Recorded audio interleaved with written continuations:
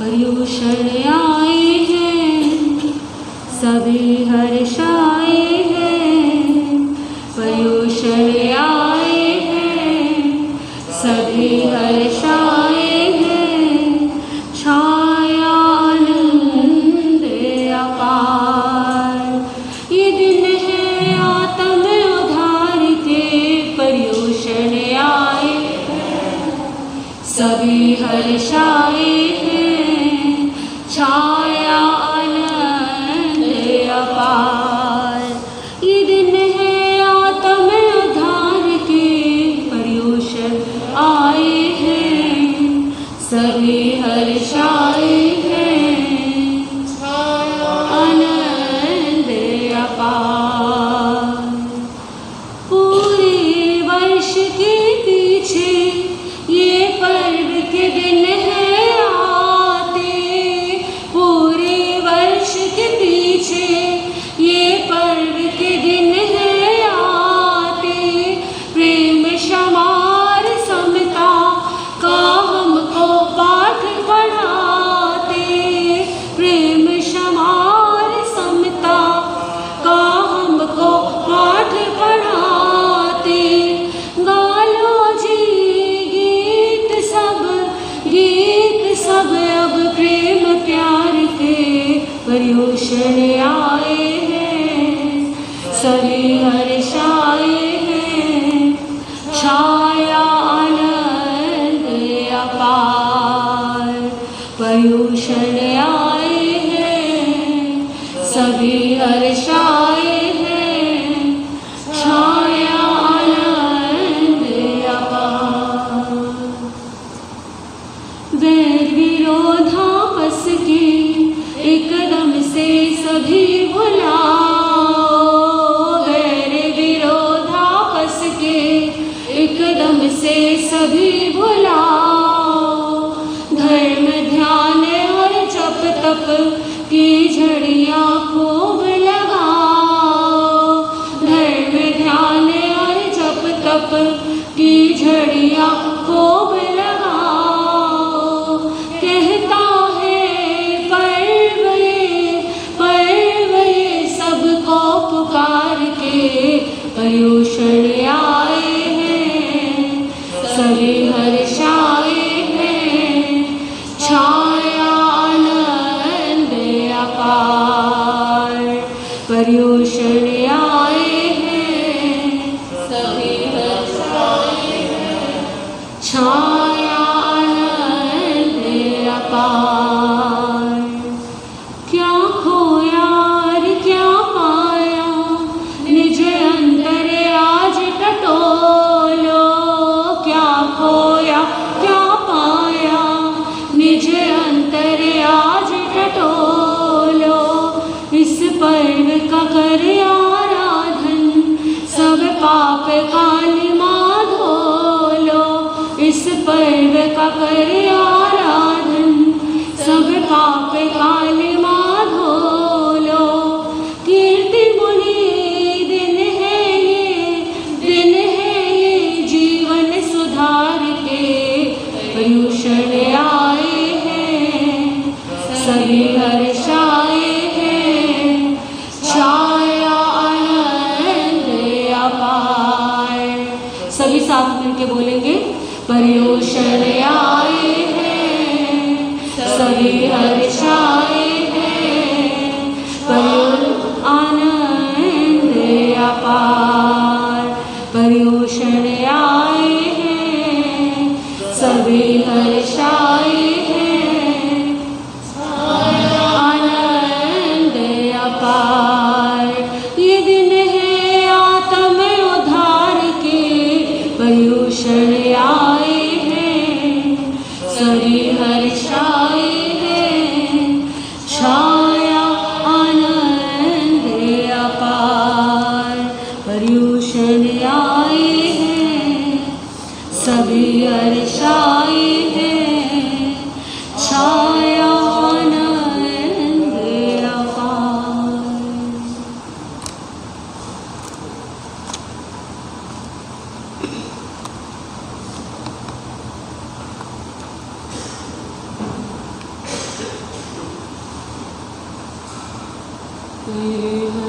तो भगवंत इंद्र महिता सेधाश सिद्धिस्थिता आचार्य जिन शासन पूजा उपाध्यायिका श्री सिद्धांत सुपाठिका मुनिवरा रत्नत्रयाराधिका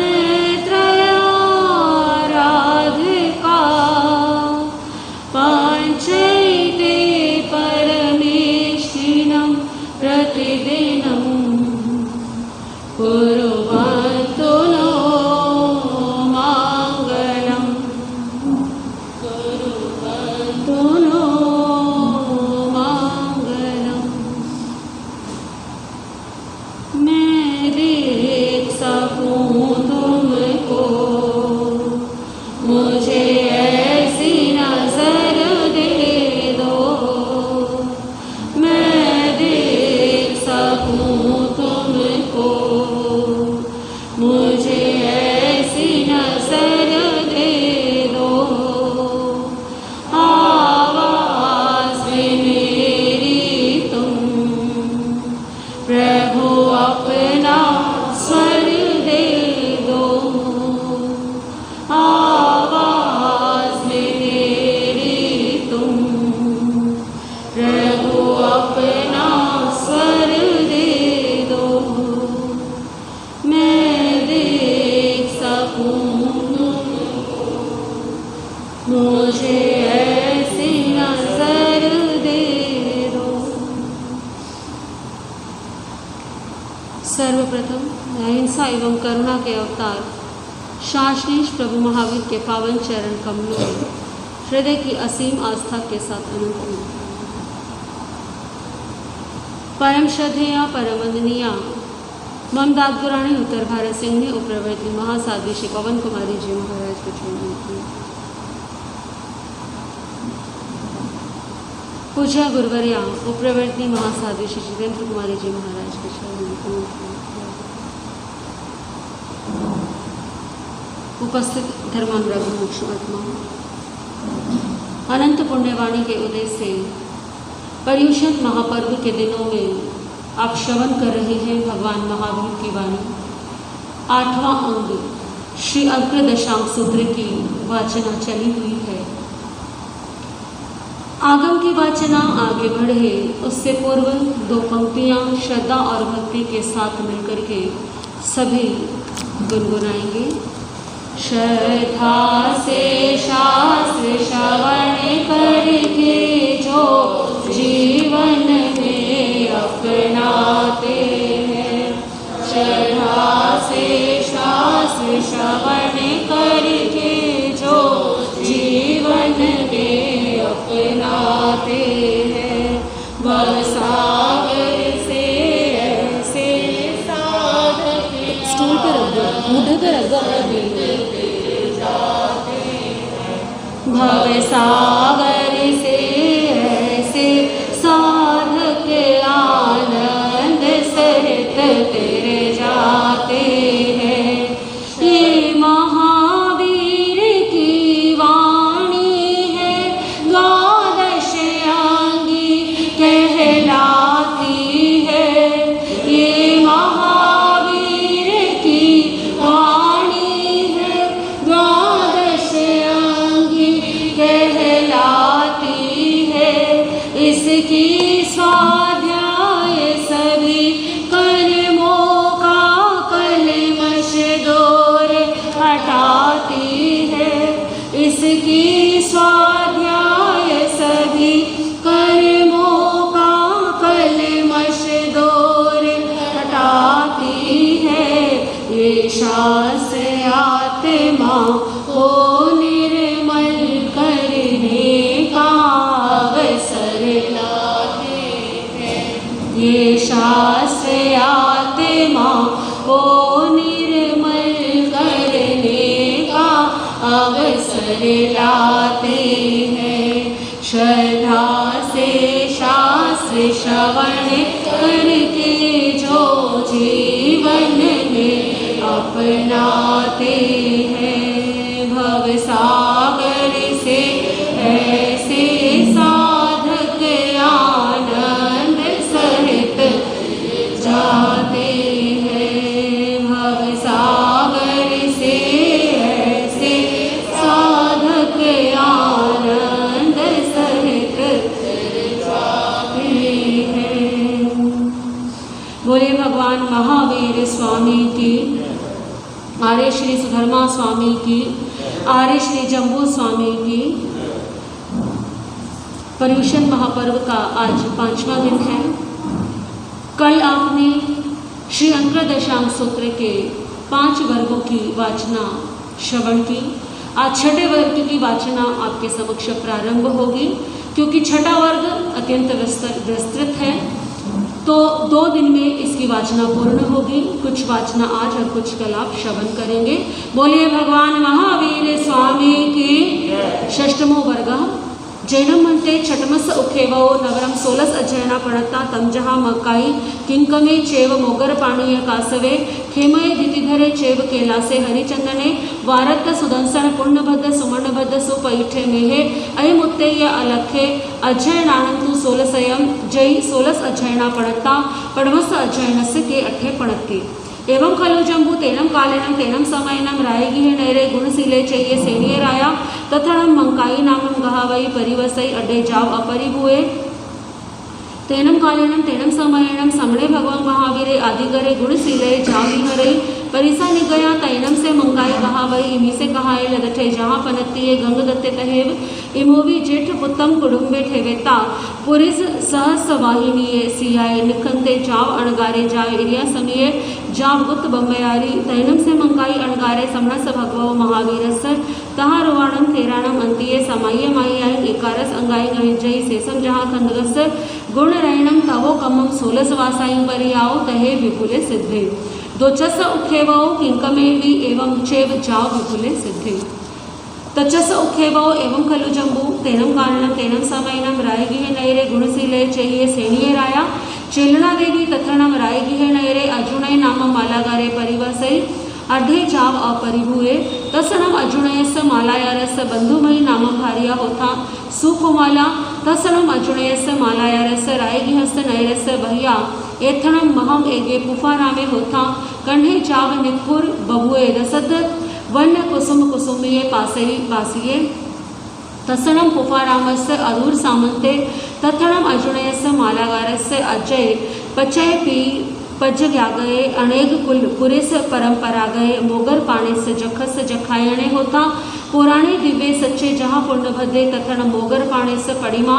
एगम महम पल सहस निकणम अयोमम मोगरम गहाय चिट्ठई तैनम से अर्जुनय मालागारे बालिप्य भईन चेव मोगर पाणी जखस भत्ते यावी होता कल्ला कल्लिम पछिया पड़े गाय गेन्हे गेन्हेता राय गिहाओ नगराओ पड़े निखमईता जेणे पुफारा में तेणे वागच्छईता उफचयम करे करेता आगायम अगायम वरायम पुफायम गहायम गहिता जेणे मोगर पाणी से जखायणे तेणे वागच्छईता मोगर पाणी से जखस महरियम पुफचरणम करे करेता जानू पाए पड़िए पड़ामम करे करेता ताओ पच्छा राय मगनसी वित्तिम कपे माणी विहरे तथणम रायगिहे नैरे ललिया नामम गोठी परिवसई अड्ढा जाव अपरिभूया जंकय सुकया यावी होता तैनम रायगिहे नगरे अन्या कयाई पमोए दुठे यावी होता तैनम से अर्जुनय मालागारे कल्लम पभुय तराइहिम पुफेहिम कज मित्ति कट्टू पच्चू काल समयंसी बंधुमतिये भारियाए सदिन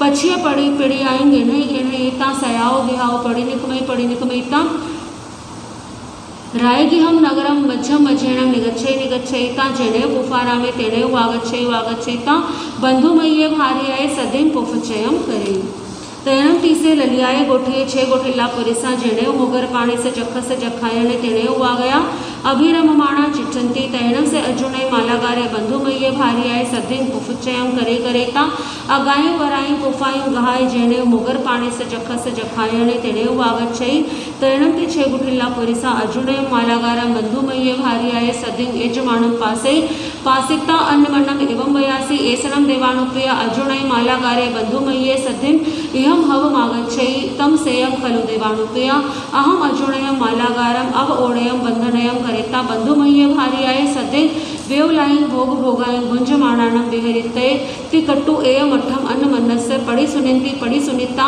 कवाड़ंतरेंसु निलक्कंती निच्चला निफंदा तुसीनिया पच्छणा चिठंती तैणं से अर्जुनय मालागारे बंधुमय्ये भार्याए सधिं जेणे मोगर पाणी चखायणे तेणे वागच्छईता आलोय प्रणामं करे करेता महरियं पुपुच्चणं करे करेता जानू पाये पडिये प्रणामं करे तैणं ते छे गोठिल्ला पुरिसा दवदवस्य कवाड़ंतरे हिंतो निगच्छिता अर्जुनयं मालागारं गेह्णिता अव ओडक बंधनं करे करेता बंधुमतीये मालागार्ये सधिं विपुलायं भोगायं भुंजमाना विहरन्ति तैणं तस्य अर्जुनयस्य मालागारस्य अयमजत्ये समुपन्ने एवं खलु अहम बालपविति चेव मोगर पाणी से भगवाओ कल्ला कल्यं जाओ वित्तिं कपे माणे विहरामि तम जैन मोगर पाणी जखे इह सन्निहितो होन्ते सेनं किं ममम एयम एयारुवम आवयं बजेवानं पासन्ते तम रथि नम मोगर पाणी जखे इह सन्निहिते सुवतम नम एस कट्ठे तैणं से मोगर पाणी जखे अर्जुनयस्य मालागारस्य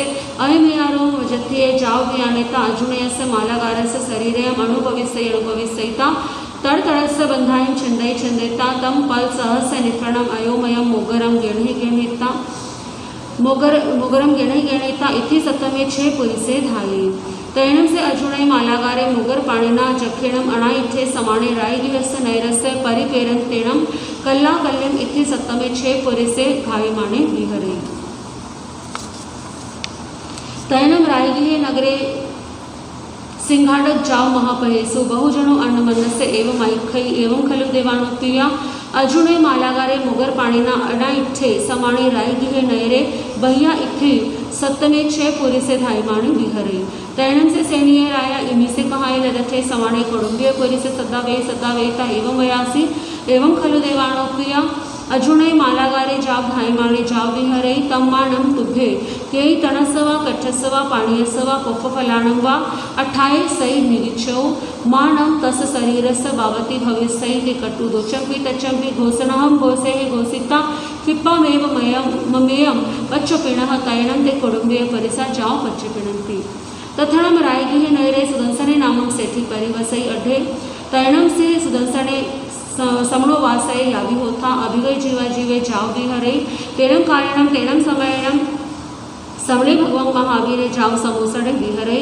तैणं रायगिहे नगरे सिंहाडक जाव महापहेसो बहुजनो अन्नमन्नस्य एवं ऐखै जाव किमंग पूर्ण विपुलस्य अठस्य गहणीयाय तैणं तस्य सुदंसनस्य बहुजनस्य अन्ते एयमठं सोचाने समम अयम अजत्थे जाव समुपन्ने एवं खलु समणे भगवान महावीरे जाव विहरे तम गच्छामि नम समणं भगवं महावीरं वंदामि नमंसामि एवं संपेहिता जेणेव अमापियरो तेणे उवागच्छेता करियल परिगह्यं जाव एवं वयासी एवं खलु अमताओ समणे भगवं महावीरे जाव विहरे तम गच्छामि नम समणे भगवं महावीरे वंदामि नमंसामि जाव पज्वासामि तैणं सा सुदंसनं सेठी अमापियरो एवं वयासी एवं खलु पुत्ता अर्जुनय मालागारे जाव धायमाणे विहरे तम मानं तुमं पुत्ता समणं भगवं महावीरं वन्दे निगच्छाहि मानं तव शरीरयस्य भावति भविष्यै तुमन्नं इह गए चेव समणं भगवं महावीरं वंदाहि नमंसाहि तैणं सुदंसने सेठी अमापियरम एवं वयासी किन्नम अहम अम्मयाओ समणं भगवं महावीरम इह मागयम इह पत्तम इह समोसड़म इह गए चेव वंदे सामी नमम सामी तम गच्छामि नम अहम अम्मयाओ तुबेहिम अवनुनाय समाणे भगवं महावीरम वंदामि जाओ पजुआ सामी तैणं तम सुदंसनं सेठी अमापियरो जाहिनो संचायति बहुमियं आगवणाहि जाव परुवेत्तये तैणं से अमापियरो ताहे अकामया चेव सुदंसनं सेठिम एवं वयासी आ स्वयं देवानुप्रिया तैणं सुदंसने अमापिहिम अवनुनाय समाणे नहाये सुधप्पा वेसायं जाव शरीरे सयाओ बिहाओ पड़ी निकमयता पाय विहार चारिणम रायविहम नगरम मज्जम मजेणम निगच्छे निगच्छयिता मोगर पाणी से जखस जखायण से अदूर सामंतेणम जेणे गुणशीले जये जेणे समणे भगवान महावीरे तेणे पहारेथ गमणाये तैणम से मोगर पाणी जखे सुदंसनम समणो वासयम अदूर सामंतेणम वयमाणम पासे पासेता आसुरते पल सहस्य निपणम अयोमयम मोगरम उल्लाले माणे जेणे सुदंसने समणो वासय तेणे पहारेथ गमणाये तैणम से सुदंसने समूह वासय मुगर पाणी जखम एजमानम पासे पासेता अभिये अतथे अणविज्ञे अभु अखुभिये अचलिए असंभंते वत्थ एणम भूमि पमजयिता करेल एवं वयासी नमोथुणम अर्हंतानम जाव संपत्तानम नमोथुणम समणस जाव संपावियु कामस पोविम चरणमये समणस भगवो महावीरस अंतिये थूलये पाणई वाये पचखाए जाव जीवाय थूलये मुसावाय थूलये अधिनादाने सदार संतोषे कये जाव जीवाय इच्छा परिमाणे कये जाव जीवाय तम इयामी पी नम तस्सेव अंत्यम सवम पाणई वायम पचखामि जाव जीवाय सवम मुसावायम सवम अदतादानम सवम मेहुणम सवम परिगहम पचखामि जाव जीवाय सवम कोहम जाव मिच्छा दंसन सल्लम पचखामि जाव जीवाय सवम असनम पाणम खैमम साइमम चौविहम ते आहारम पचखामि जाव जीवाय जैनम एतो उवगसाओ मुझे सामी तो में कपे पारे तय अहणो एतो उव सगाओ न मुझे सामी तो में तहा पचखाए चेवती कटु सागारम पड़िमम पड़िवज्जयी तैण से मोगर पाणी जखे पलतम पल सहस्य निफणम अयोमयम मोगरम उल्लाले माणे जेणे सुदंसने समणो वासये तेणे वागच्छेता नो चेवणम संचायते सुदंसनम समणो वासयम तेयसा समविपड़ितये तैण से मोगर पाणी जखे सुदंसनम समणो वासयम सवो समन्ताओ परिघोले माणे जाहे नो चे विघ्नम संचाय सुदंसनम समणो वासयम तेयसा समवि पड़ितये ताहे सुदंसनस समणो वासयस पुरव सपक्षिम सपड़िदिसिम चिच्छा सुदंसनम समणो वासयम अणे मिसाय दिठिये सुचिरम निरीक्षयिता अजुणयस्य मालायरस्य शरीरम विपजहायिता तम पल सहस्य निफणम अयोमयम मोगरम गहाय जामेव दिसम पावुए तामेव दिसम पड़ी गई तैण से अजुणे मालागारे मोगर पाणीना जखेण विपजहे समाणे धासती धरणी तलंसी सवंगे ही निवड़िए तैण से सुदंसने समनो वासाए निरुवसग गमिति कट्टु पड़िवम पारे तैणम से अजुणे मालागारे तव मुहूर्तम तरेणम आसक्ते समाणे उठे ता सुदंसनम समनो वासयम एवं वयासी तुभेणम देवानुप्रिया के कहीं वा संपत्तिया तैणम सुदंसने समणो वासये अजुणेयम मालागारम एवं वयासी एवं खलु देवानुप्रिया अहम सुदंसने नामम समणो वासये अभिगय जीवा जीवे गुणशीले चेये समणं भगवं महावीरम वंदम संपत्तिये तैणम अजुणे मालागारे सुदंसनम समणो वासयम एवं वयासी तमिच्छामिणम देवानुप्रिया अहमेवि तुमये सद्धिं समणं भगवं महावीरम वंदिते जाव पज्जुवसिते अहा स्वयं देवानुप्रिया तैणम से सुदंसनम समणो वासय अजुणयनम मालागारणम सद्धिम जेणे गुणशीले चेये जेणे समणे भगवं महावीरे तेणे वागच्छेता अजुणयनम मालागारणम सद्धिं समणं भगवं महावीरे तिकुतो जाव पज्जुवासय तैणम समणं भगवं महावीरम सुदंसनस्य समणो वासयस्य अजुणयस्य मालागारस्य तीसेय धमकः सुदंसने पड़ी गई। बोलिए भगवान महावीर स्वामी की। श्री अंतरदशांग सूत्र की आज की मूल वाचना यहीं तक ही। अब अर्थ का श्रवण करेंगे। 5 वर्ग तक की वाचना कल आपने श्रवण की और 5 वर्गों में जिन साधकों का, जिन आत्माओं का वर्णन आया है, उन सभी ने अरहंत अरिष्णेमी भगवान के चरणों में संयम अंगीकार करके अपने जीवन का उद्धार किया। 6ठे वर्ग से अब शासन जो है वो क्या हो जाएगा, बदल जाएगा। अब 6ठे वर्ग में जिन पुण्य भव्य आत्माओं का वर्णन है, उन सभी ने 24वें तीर्थंकर भगवान महावीर के शासन काल में संयम अंगीकार किया। वे सभी आत्माएं भगवान महावीर के शासन काल में हुई। 90 पुण्य आत्माओं में से 51 का वर्णन आप श्रवण कर चुके हैं और बाकी का वर्णन अब आपके सामने आएगा। 6ठे वर्ग में आर्य श्री जम्बू स्वामी ने 5 वर्गों की वाचना पूर्ण हो जाने पर अपने गुरु आर्य श्री सुधर्मा स्वामी के चरणों में निवेदन किया, गुरुदेव मैंने आपके श्रीमुख से 5 वर्ग की वाचना जो है श्रवण की, अब कृपा करके मुझे 6ठे वर्ग की वाचना प्रदान करें। मेरा मन प्रभु महावीर द्वारा बताए गए इस वाचना को लेने के लिए बड़ा ही लालायित है।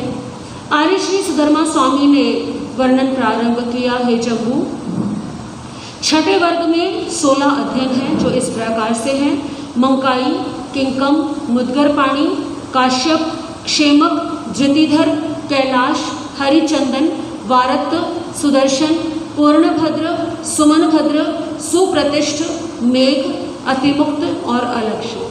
इन 16 के नाम से ये 16 अध्ययन हैं। हे प्रभु, इन 16 अध्ययनों में से प्रथम अध्ययन में क्या फरमाया है प्रभु महावीर ने, आप मुझ पर कृपा करें। आर्य श्री सुधर्मा स्वामी ने वाचना प्रारंभ की, हे जम्बू वो समय था भगवान महावीर का समय। जिस समय भगवान महावीर विचरण कर रहे थे, प्रभु महावीर धर्मधरा को पावन करते हुए एक गांव से दूसरे गांव, एक नगर से दूसरे नगर विचरण करते करते राजग्रही नगरी में पधारे। अभी तक मुख्य रूप से जो वर्णन आ रहा था वो कौन से नगर का था? द्वारिका नगरी का था। अरहंत अरिष्टनेमी भगवान का बारंबार पदार्पण द्वारिका नगरी में होता ही रहता था। ठीक उसी प्रकार से भगवान महावीर का पदार्पण राजग्रही नगरी में होता रहता था, क्योंकि राजग्रही नगरी में शासन था राजा श्रेणिक का, और राजा श्रेणिक प्रभु महावीर के अनन्य भक्त हुए। इस कारण से प्रभु महावीर समय समय पर वहाँ विचरण करते रहते थे। उस समय राजग्रही नगरी के ईशान कोण की ओर गुणशील नाम का एक अत्यंत सुंदर उद्यान था। उस समय उस नगर में श्रेणिक यानी बिंबिसार नाम का राजा राज्य करता था। राजग्रही नगरी में अनेक समृद्धिशाली सेठ सार्थवाह गाथापति निवास करते थे। उनमें से एक गाथापति का नाम था मंकाई गाथापति। वो बड़ा ही समृद्धिशाली था, अत्यंत गुणों से संपन्न था, निडर था, सत्यवान था। उस समय किसी समय भगवान महावीर विचरण करते करते गुणशील नामक उद्यान में पधारे। भगवान के पदार्पण का शुभ संदेश पाते ही जनता उनके दर्शनार्थ उमड़ पड़ी। मंकाई गाथापति को भी प्रभु के आगमन का शुभ समाचार मिला और भगवान महावीर के दर्शन के लिए वो भी अपने घर से निकला। प्रभु के उपदेश को श्रवण किया। प्रभु के देशना को श्रवण करके पूर्व भव के संस्कार जागृत हुए और मंकाई गाथापति को वैराग्य हो गया। वैराग्य आने पर अपने बड़े पुत्र को अपना पूरा व्यापार उत्तरदायित्व सौंप करके मंकाई गाथापति ने भगवान महावीर के चरणों में संयम अंगीकार कर लिया। मंकाई अणकार 5 समिति और 3 गुप्ती युक्त 9 बाण युक्त ब्रह्मचारी हुए। मंकाई मुनि ने भगवान महावीर के अनुयायी स्थविर मुनियों से सामायिक से लेकर के 11 अंग तक का ज्ञान अध्ययन किया। अनेकों प्रकार की तपस्या की, गुण रत्न संवत्सर तप इत्यादि किया। 16 वर्ष तक का चारित्र पालन किया। अंतिम समय में अनशन व्रत करके वे विपुल गिरि पर्वत से मोक्ष में पधारे। बोलिए मंकाई अणगार की। इसी प्रकार से राजग्रही नगरी के निवासी एक और गाथापति हुए किंकम गाथापति। इन्होंने भी मंकाई गाथापति की भांति ही दीक्षा धारण की, संयम अंगीकार किया, उत्कृष्ट तपश्चर्या की, ज्ञान अर्जन किया और अंतिम समय में अंतिम श्वासोच्छ्वास के साथ केवल ज्ञान केवल दर्शन को प्राप्त कर सिद्ध बुद्ध और मुक्त हो गए। बोलिए किंकम अणगार की। श्री सुधर्मा स्वामी ने 2 अध्ययन का वर्णन फरमाने के पश्चात तीसरे अध्ययन का वर्णन प्रारंभ किया। उस समय भगवान महावीर के समय जिस राजग्रही नगरी का वर्णन आया है वही राजग्रही नगरी थी। गुणशील नाम का उद्यान था और वहाँ श्रेणिक नाम का राजा राज्य करता था। श्रेणिक राजा के चेलना नाम की परम प्रिय रानी थी। उस राजग्रही नगरी में अर्जुन नाम का एक माली भी निवास करता था। वो माली शरीर से बड़ा ही सुंदर सुडौल था, संपत्तिशाली भी था और निर्भय था। उसके बंधुमती नाम की एक सुंदर और सुकुमार धर्मपत्नी थी। राजग्रही नगरी के बाहर इस अर्जुन माली की एक सुंदर पुष्प वाटिका थी जिसमें 5 वर्ण के पुष्प विकसित हो रहे थे। अर्जुन माली का ये पूर्वजों का कार्य था, उसके पूर्वजों की ही वाटिका थी और परंपरा से, कुल परंपरा से, यानी कि दादा भी यही कार्य करते थे, पिता भी यही कार्य करते थे और वो भी इसी कार्य को आगे संभाल रहा था। उस पुष्प वाटिका की अद्वितीय छटा थी, दर्शकों के चित्त को हरण करने वाली थी। अर्जुन माली ने बड़े पुरुषार्थ के साथ उस वाटिका को सहेजा था। उसमें भांति भांति के पुष्प लगे हुए थे। फूलों के इस उपवन के निकट में ही अर्जुन के बड़े बूढ़े पितामह आदि की वंश परंपरा द्वारा स्थापित किया हुआ पूर्णभद्र की भांति प्राचीन और प्रधान एक यक्ष का यक्षायतन था। जैसे कि आप देखते हैं कि प्राचीन काल में, पुराने समय में खेतों में या किसी व्यापारिक स्थल पर जहाँ फैक्ट्री इत्यादि होती हैं, कोई एक स्थान बना दिया जाता है और वहाँ पर पूजा अर्चना की जाती है। और कुल परंपरा से, यानी आज एक व्यक्ति कर रहा है, फिर उसका बेटा होगा तो वो भी पूजा करेगा और उसके बाद जो उस आगे उसकी पीढ़ियाँ आएंगी वो भी कुल परंपरा से वहाँ पर पूजा उपासना करेंगी। इसी प्रकार से वो वाटिका भी अर्जुन माली के पूर्वजों द्वारा स्थापित की गई थी और वो यक्षायतन भी उनका ही बनाया गया था। कुल परंपरा से वे सब उस यक्ष की आराधना करते आ रहे थे। उस यक्ष का यक्षायतन था और यक्ष की एक प्रतिमा बनी हुई थी। यक्ष की प्रतिमा के हाथ में एक मुद्गर था जो कि 1000 पल का लोहे का भारी मुद्गर था। उस भारी मुद्गर को उस प्रतिमा के हाथों में पकड़ाया हुआ था। वो यक्ष की प्रतिमा थी जिसका अर्जुन माली और उसका परिवार पूजन अर्चन करते आ रहे थे। वो अर्जुन बाल्य अवस्था से ही मुद्गर पाणी यक्ष की सेवा भक्ति करके उसका पूर्ण भक्त बना हुआ था। मुद्गर पाणी नाम क्यों पड़ा? क्योंकि मुद्गर कहाँ है? हाथ में लिया हुआ है। संस्कृत में पाणी शब्द का अर्थ होता है हाथ, तो हाथ में मुद्गर लिए हुए उस यक्ष का नाम ही क्या पड़ गया? मुद्गर पाणी यक्ष पड़ गया। वो मुद्गर पाणी यक्ष का बचपन से भक्त था। प्रतिदिन का उसका नित्य क्रम था कि वो प्रातःकाल उठता, अपने शारीरिक क्रियाओं से निवृत्त होकर के अपनी बांस की टोकरी लेकर के जाता, वाटिका में जाकर के जो सुंदर सुंदर सबसे सुंदर पुष्प होते उनको चुनता और चुनकर के यक्ष के यक्षायतन की ओर जाता। जो यक्ष की प्रतिमा है उसके सम्मुख सुंदर सुंदर फूलों का ढेर लगाता, पूजा अर्चना करता, हाथ जोड़ करके वंदन नमस्कार करता और पूरी भाव भक्ति का प्रदर्शन करके वो वापस लौट करके अपनी दिनचर्या को प्रारंभ करता। ये उसका नित्य प्रति का क्रम था। उसके पश्चात वो वापस राजगृही में आकर के अपने अन्य कार्यों को संपन्न किया करता था। उस राजगृही नगरी में एक उदंड मित्र मंडली भी रहती थी जो ललिता गोष्ठी के नाम से प्रसिद्ध थी। उस उदंड मित्र जनों के पास में संपत्ति भी पर्याप्त थी और वे बिल्कुल निर्भय थे। वे चाहे कोई भी कार्य करे परंतु कोई भी उसे कुछ भी कह नहीं सकता था। उन्हें राजा की ओर से अभयदान मिला हुआ था। अभयदान कैसे मिला? प्रसंग आता है कि एक बार राजा श्रेणी के महलों में आग लगी। महल में आग लगी। जो राजा श्रेणी का पुत्र था, छोटा सा बालक, वो महल के भीतर ही रह गया। बाकी सब बाहर आ गए, वो रह गया भीतर। वो जो 6 मित्र थे वो साहसी थे। उन्होंने कुछ उपाय करके, कुछ जतन करके वो भीतर गए और उस राजकुमार को बाहर निकाल दिया। राजा श्रेणिक बड़े प्रसन्न हुए क्योंकि यदि कुछ दुर्घटना घट जाती तो क्या होता? बड़ा अनर्थ हो जाता। प्रसन्नता के अतिरेक में राजा श्रेणिक ने उन 6 मित्रों के गुणों को अवगुणों को जाने बिना केवल इस बात के आधार पर कि उन्होंने राजकुमार के प्राणों की रक्षा की है, प्रसन्नता के अतिरेक में उन 6 को अभयदान दे दिया। अब जब उन्हें अभयदान मिल गया, राजा की ओर से आश्वासन मिल गया कि राजा कभी उन्हें दंड नहीं देगा, तो वो 6 मित्र उदंड हो गए और अधिक लोगों को परेशान करने लगे, लोगों को तंग करने लगे। जनता शिकायत करती परंतु कोई लाभ, क्योंकि राजा वचनबद्ध था।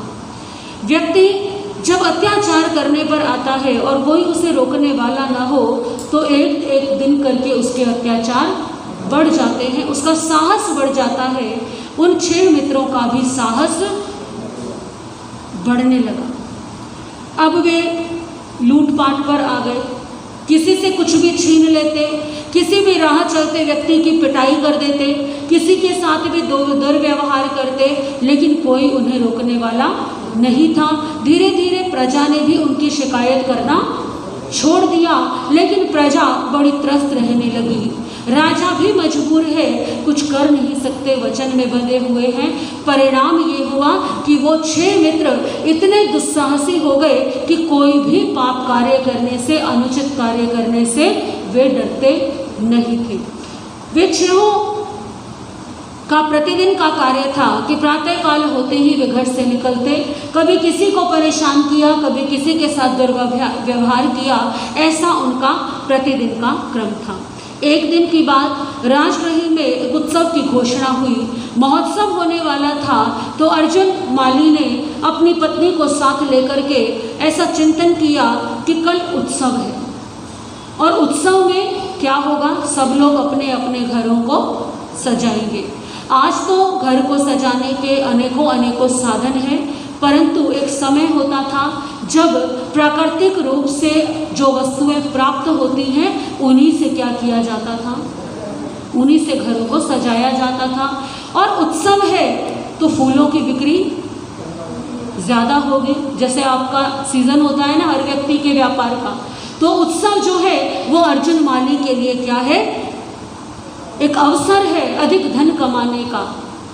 फूलों की मांग विशेष रूप से होगी, तो अकेला जाकर के मैं इतने फूल एकत्रित नहीं कर पाऊंगा। अपनी पत्नी से सलाह की कि एक काम करो, आज तुम भी साथ चलो, 2 लोग मिलकर के काम करेंगे तो फूल जल्दी एकत्रित हो जाएंगे और आकर के फिर वापस आकर के उन्हें बेचना भी है। तो ऐसा विचार करके प्रातःकाल ही फूल रखने की टोकरियां इत्यादि ली उन्होंने और अपनी पत्नी के साथ राजगृह के मार्गों से निकलता हुआ वो अपनी पुष्प वाटिका की तरफ आ पहुंचा। वहां आकर के वे दोनों पति पत्नी पुष्पों को चुन चुन करके एकत्रित करने लगे। दोनों का विचार था कि पहले फूल एकत्रित कर ले और फिर जो सबसे सुंदर पुष्प होंगे उनको कहाँ अर्पित करेंगे, मुद्गर पाणी यक्ष के स्थान पर उनके चरणों में अर्पित करेंगे। दोनों फूलों को एकत्रित करने लगे।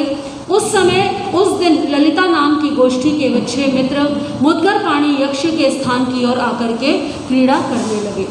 अर्जुन माली भी अपनी स्त्री के साथ फूलों को वहाँ इकट्ठा कर रहा था।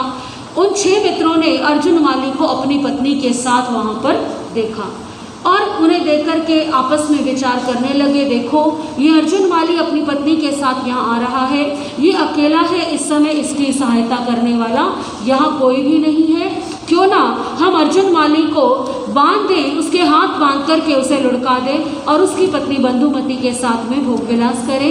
ऐसा विचार करके आपस में उन दोनों ने देखा कि वे दोनों अभी पुष्प एकत्रित कर रहे हैं और वे जानते थे कि पुष्प एकत्रित करने के पश्चात में वे यक्ष के यक्षायतन में पूजा अर्चना के लिए अवश्य आएंगे।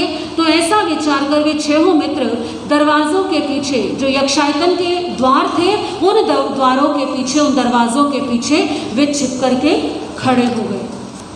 थोड़ी ही देर में अर्जुन माली अपनी पत्नी के साथ में पुष्प एकत्रित करने के पश्चात फूलों की टोकरियां लेकर के उनमें से सुंदर सुंदर फूल अलग छांट करके अर्जुन माली अपनी पत्नी के साथ मुद्गर पाणी यक्ष के स्थान पर आया।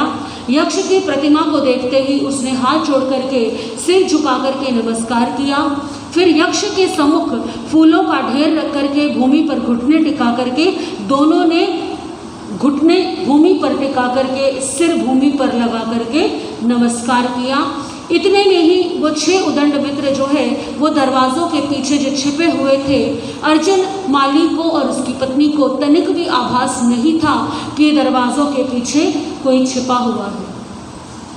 उन छहों ने अर्जुन माली को एकाएक पकड़ लिया।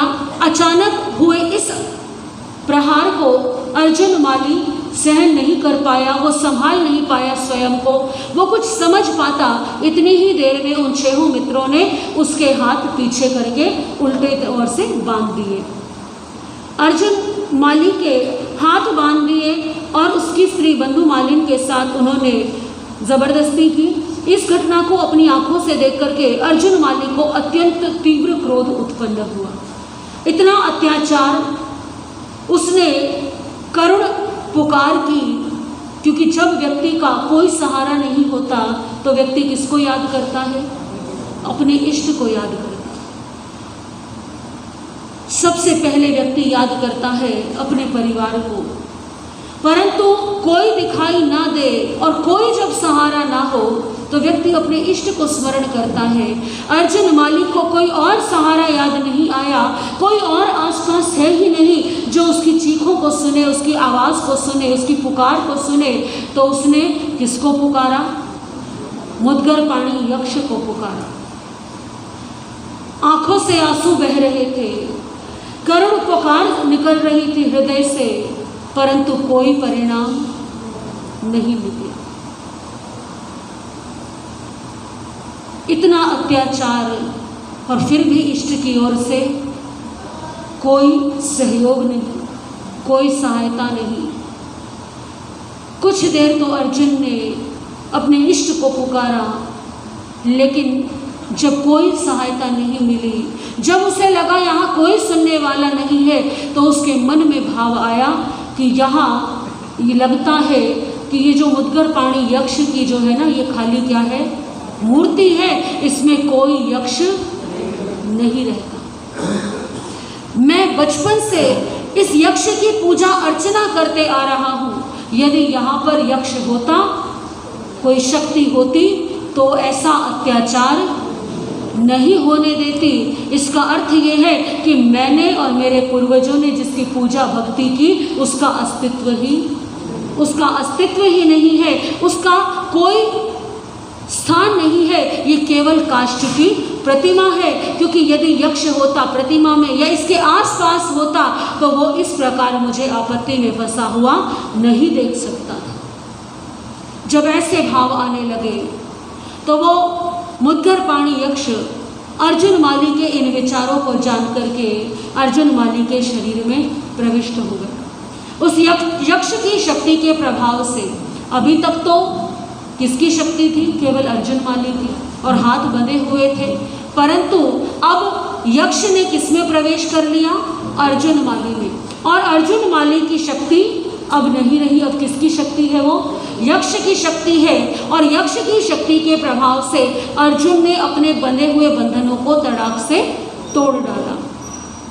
क्षण मात्र में ही वो बंधन तोड़ दिए और प्रतिमा के हाथ में जो 1000 पल का भारी लोहे का मुद्गर था, वो मुद्गर अर्जुन माली ने यक्ष के प्रभाव से अपने हाथों में उठा लिया। बस फिर क्या था? अब तो शक्ति भी आ गई और पास में क्या आ गया? हथियार भी आ गया। तो अर्जुन माली ने, यानी कि उसने उस मुद्गर को चारों ओर घुमाया और उन छहों का पल में ही क्या कर दिया? उनको समाप्त कर दिया। और इतना क्रोध का आवेश कि अर्जुन माली ने उस क्रोध में अपनी पत्नी को भी समाप्त कर दिया। उन छहों मित्रों ने कभी स्वप्न में भी नहीं सोचा होगा कि ऐसा परिणाम भी, क्योंकि जब व्यक्ति किसी और पर अत्याचार करता है तो बड़ा प्रसन्न होता है, और जब बारी खुद की आती है तो ऐसा नहीं कि वो स्वयं को बचाने के लिए भागे नहीं होंगे, अपने प्राण बचाने का उन्होंने प्रयास नहीं किया होगा, क्योंकि ऐसा संभव नहीं है कि एक साथ छहों के प्राण ले लिए जाएं। अर्जुन माली ने पहले एक को मारा होगा, फिर दूसरे पर प्रहार किया होगा। कैसे उन्होंने अर्जुन माली से हाथ जोड़ करके क्षमा याचना भी की होगी, क्योंकि जब बात अपने प्राणों पर आती है तो हर व्यक्ति क्या हो जाता है? हर व्यक्ति भयभीत, कोई कितना भी निडर हो, जब बात प्राणों की हो तो बड़े से बड़ा दुष्ट व्यक्ति भी हाथ जोड़ लेता है। एक कवि ने कल्पना की है इस दृश्य की कि जब उन 6 मित्रों ने अत्याचार किया तब नहीं सोचा कि यदि इसका फल हमें भोगना पड़ेगा तो परिणाम क्या होगा, क्योंकि उन्हें तो केवल एक ही ध्यान था कि हमें तो राजा की ओर से अभयदान मिला है। राजा से अभयदान तो मिल सकता है, परंतु जो कर्म किए हैं उनका फल तो कोई राजा उसके लिए अभयदान दे सकता है क्या? इस संसार में व्यक्ति रिश्वत देकर के, सिफारिश लगा करके दंड से बच सकता है, परंतु कर्मों के संसार में कोई भी व्यक्ति नहीं बच सकता। 6 युवकों ने जो पाप किया उससे पाप का दुष्फल होना था। 6 युवकों ने जो पाप किया उससे पाप का दुष्फल होना था। जीने न दिया रोको तो उन्हें जीने का हक खोना था। जीने न दिया रोको तो उन्हें जीने का हक खोना था। 6 युवकों ने जो पाप किया उससे पाप का दुष्फल होना था। देखिए भगवान महावीर क्या कहते हैं, जियो और जीने दो। परंतु उन 6 युवकों का सिद्धांत तो क्या बन गया कि स्वयं जियो पर औरों को जीने, लेकिन जो हम देते हैं वही लौट करके, यदि कोई व्यक्ति दूसरों को जीने नहीं देगा तो उसका स्वयं का जीवन भी एक न एक दिन नष्ट अवश्य होगा। उन 6 मित्रों के पास कितना सुंदर अवसर था, उन्हें राजा की ओर से अभयदान मिला था, स्वयं को अभयदान मिला। वो चाहते तो कितने उत्तम कार्य भी कर सकते थे। राजा से कुछ भी मांग सकते थे, जन कल्याण के कार्य कर सकते थे, समाज सेवा के कार्य कर सकते थे, लोगों की सहायता कर सकते थे, दीन दुखियों का उद्धार कर सकते थे। परंतु उन्होंने कौन सा मार्ग चुना? उन्होंने अत्याचार का मार्ग चुना। स्वयं को अभय मिला पर दूसरों में भय व्याप्त करा दिया। पा करके अभय भय फैलाया, बल पा कर अत्याचार किया। पा करके अभय भय फैलाया, बल पाकर अत्याचार किया। इन कर्मों का फल क्या होगा थोड़ा भी नहीं विचार किया। हंस हंस के कहर बर पाते रहे, एक दिन तो उनको रोना था। हंस हंस के कहर बर पाते रहे, एक दिन तो उनको रोना था। 6 युवकों ने जो पाप किया उससे पाप का दुष्फल होना था। कवि ने कल्पना की है कि जब अर्जुन वो मुद्गर लेकर के उनकी ओर आ रहा होगा तो कैसे अपने प्राण बचाने के लिए वो भाग रहे होंगे। जैसे और उनके आगे हाथ जोड़ते हैं, उन्होंने भी उनके आगे हाथ जोड़े होंगे अर्जुन के आगे। जाते थे जहाँ वे बचने को, अर्जुन को वही वे पाते थे। सहते थे प्रहार बड़े दो सह, और हाय हाय चिल्लाते थे। फल अभय के खाने थे उनको, तो भय का बीज न बोना था। फल अभय के खाने थे उनको, तो भय का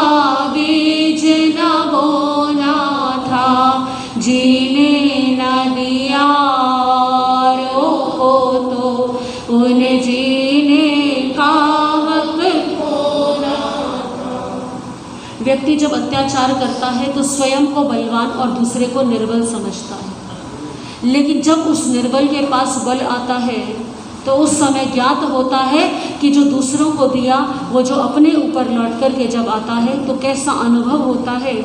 जिस अर्जुन को दुर्बल समझा उसके ही मुद्गर खाने पड़े, भयभीत किया भयभीत हुए यो अपने प्राण गंवाने पड़े।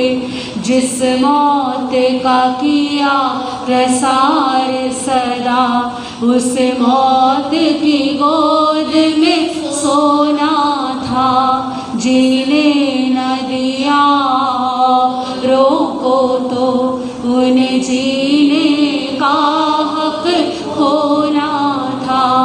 6 युवकों ने जो पाप किया उस पाप का दुष्फल होना था, जीने न दिया औरों को तो उस जीने का हक होना था।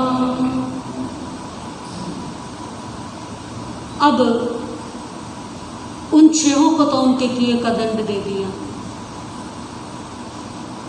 बंधुमती को भी अकारण ही मौत की गोद में जाना पड़ा। अब अर्जुन माली स्वतंत्र नहीं है, क्योंकि अब उसके शरीर में किसका प्रवेश है? यक्ष का प्रवेश है।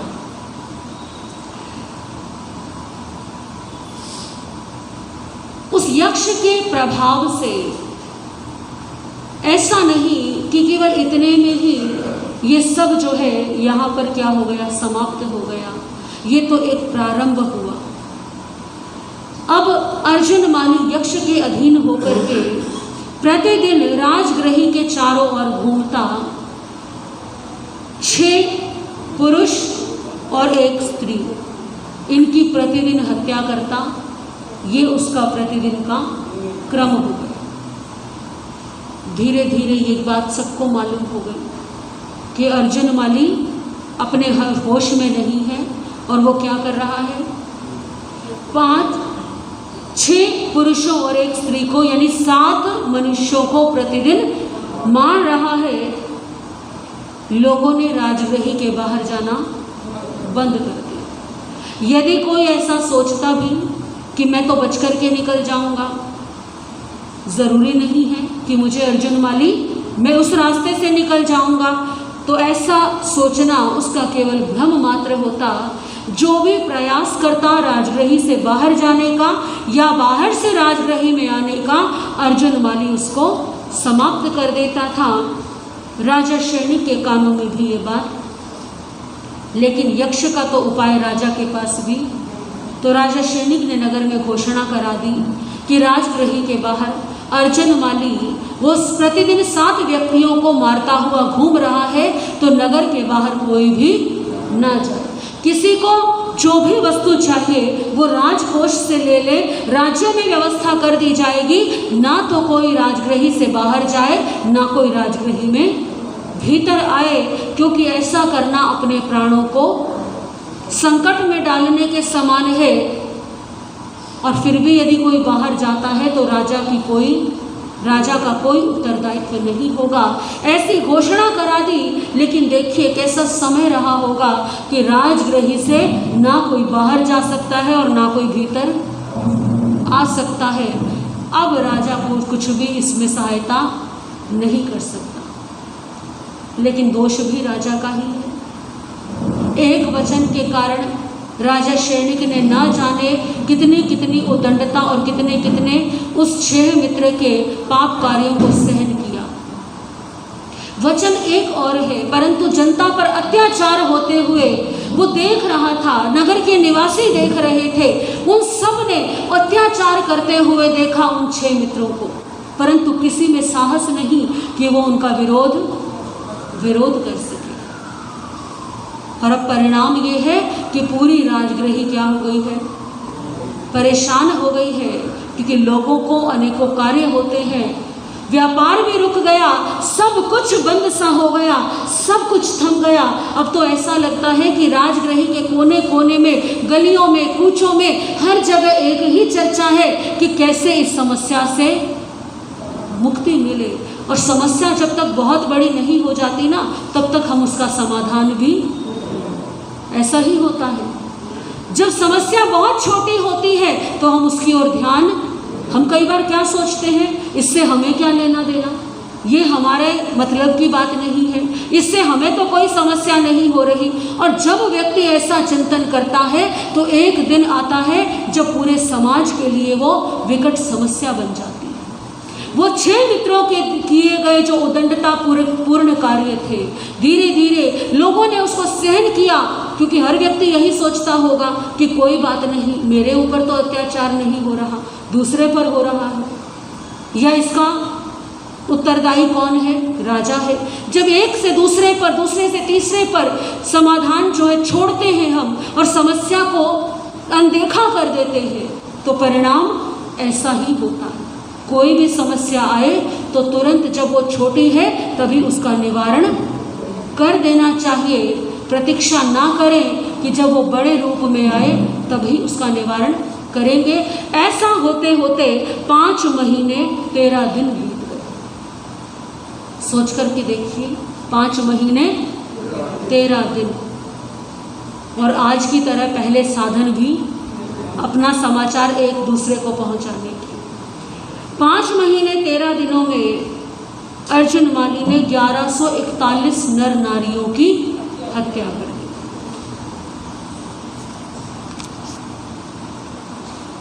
लोगों में चिंता होने लगी, कैसे इस समस्या का समाधान होगा, लेकिन इस समस्या का समाधान किसी के पास भी नहीं है। ऐसे समय में जब इस प्रकार का वातावरण चल रहा था, करुणा सिंधु शमन भगवान महावीर विचरण करते करते राजगृह के बाहर पधार गए। समाचार मिल गया लोगों को कि कौन पधारे हैं, भगवान महावीर पधारे हैं। अब तक तो क्या होता आया था, जैसे ही समाचार मिला भगवान के दर्शनों के लिए लोग जाते थे। अब लोग सोच रहे हैं कि जाए कैसे, बीच में कौन है, और वो तो प्रतीक्षा कर रहा है कौन नगर से बाहर निकले और उसे समाप्त करे। तो लोग आपस में चर्चा करने लगे कि कैसे प्रभु के दर्शनों के लिए जाएं। ये शब्द जो हैं ये एक से दूसरे, दूसरे से तीसरे के कानों में पहुंचने लगे। धीरे धीरे राजगृही नगरी में एक बड़ा संपत्तिशाली सेठ रहता था जिसका नाम था सुदर्शन सेठ। श्रवणोपासक श्रावक था, नव तत्व का ज्ञाता, जड़ और चेतन का भली भांति बोध था। धर्म आराधन करते हुए राजगृही में निवास करते थे। भगवान महावीर के आगमन का शुभ संदेश सुदर्शन सेठ को भी प्राप्त हुआ। जब संदेश प्राप्त हुआ तो मन में भाव आए कि कहाँ जाऊं, भगवान के दर्शनों के लिए जाऊं। परंतु हालात कैसे हैं, बड़े विचित्र हैं, बड़े निर्मम हैं। जो नगर से बाहर जाएगा पता नहीं, संभावना तो कम ही है कि लौट कर के। तो सुदर्शन ऐसा नहीं कि इन बातों से अनजान है और ऐसा नहीं कि उसमें समझ की कमी है। वो जानता है कि परिणाम हो सकता है कि अर्जुन माली मुझे समाप्त भी कर दे। तो ऐसे नहीं जाना, माता पिता से आज्ञा लेकर के जाना। तो सुदर्शन श्रावक अपने माता पिता के पास गए, वंदन नमस्कार किया, प्रणाम करके बोले, पूज्य माता पिता जी, भगवान महावीर नगर के बाहर पधारे हैं, मैं उन्हें वंदना करने के लिए जाऊं ऐसी मेरी भावना है, आप मुझे आज्ञा दीजिए। सुदर्शन सेठ के माता पिता कहने लगे, क्या बेटा तुम्हें मालूम नहीं, क्या तुमसे छुपा हुआ है कि बाहर कैसी परिस्थितियां हैं। बाहर अर्जुन माली 7 व्यक्तियों को प्रतिदिन मारता हुआ घूम रहा है। ऐसे में यदि तुम नगर से बाहर जाओगे तो तुम्हारे प्राणों पर संकट आना निश्चित है हम तुम्हें आज्ञा नहीं दे सकते। सुदर्शन श्रावक अपनी ओर से आज्ञा पाने की पूरी कोशिश कर रहे हैं और माता पिता अपनी ओर से समझाने की पूरी कोशिश कर रहे हैं। एक संवाद है माता पिता का और सुदर्शन श्रावक का। बड़े सुंदर शब्दों में कल्पना की है कवि ने। कल्पना कीजिए कि सुदर्शन श्रावक है एक और माता पिता है, और हाथ जोड़ करके सुदर्शन श्रावक क्या कर रहे हैं? आज्ञा मांग रहे हैं। क्या कहते हैं सुदर्शन श्रावक? मन हर्षे मेरा तन तरसे, मैं जाऊं प्रभु के द्वार रे, पाऊं दर्शन मंगलकारी। मन हर्षे मेरा तन तरसे, मैं जाऊं प्रभु के द्वार रे, पाऊं दर्शन करुणा सागर जग हितकारी, प्रभु जी आज पधारे। करुणा सागर जग हितकारी, प्रभु जी आज पधारे।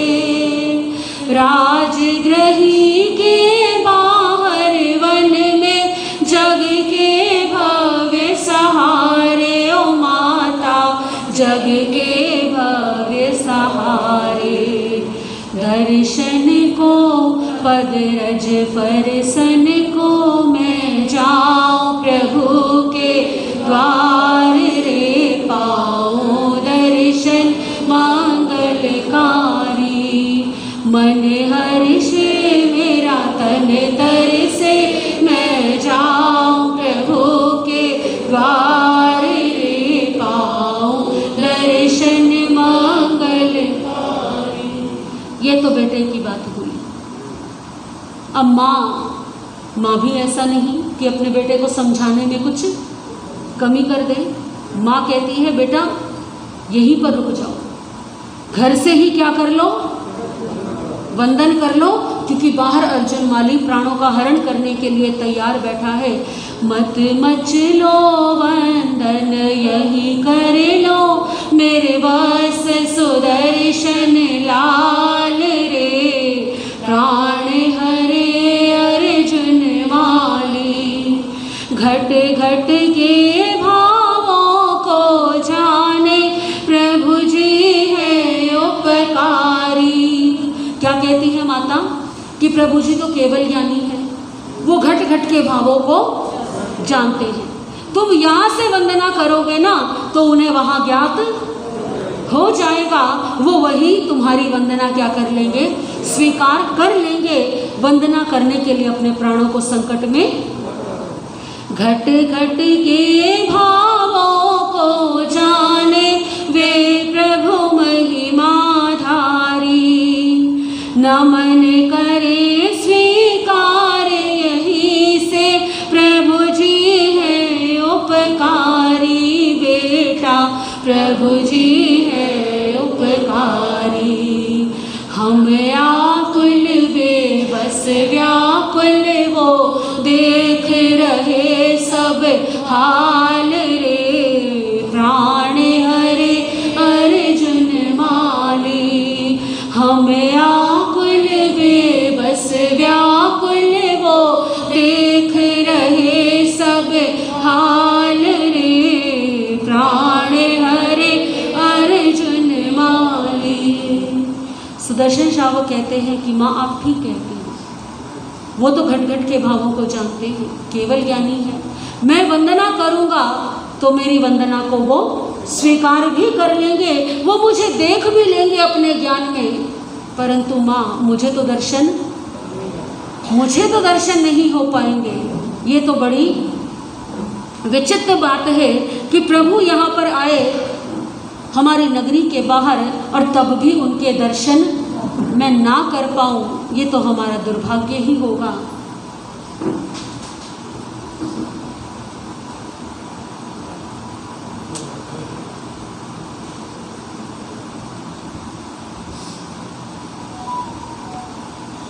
ये तो हमारा दुर्भाग्य ही होगा।